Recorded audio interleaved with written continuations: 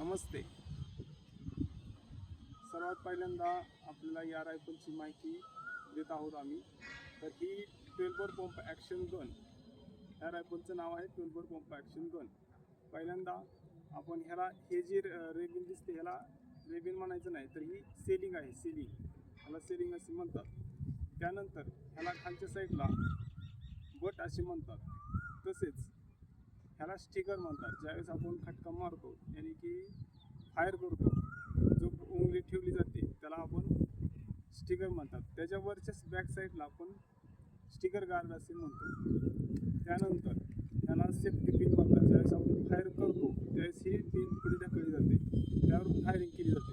ज्यावेळेस आपल्याला फायरिंग करायची नाही आणि लोडमध्ये करतो आपण, त्यावेळेस ह्याला लोड असे म्हणतात. ज्याने की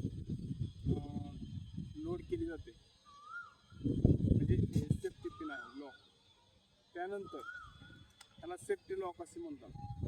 ज्यावेळेस आपल्याला राऊंड फायर करायचाच नाही आहे, उदाहरणार्थ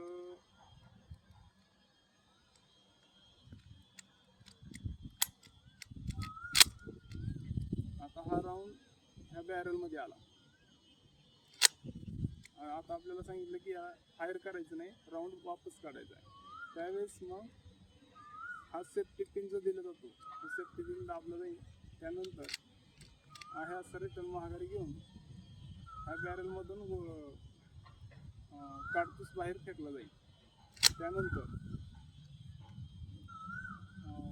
जर विचार केला असता, ह्याला मॅगझिन असे म्हणतात, ह्याला कोकन हँडल असे म्हणतात.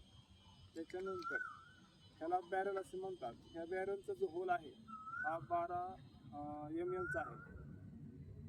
त्याच्यानंतर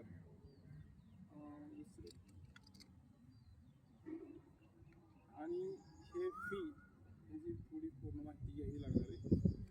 अशा प्रकारे माहिती दिलेली आहे.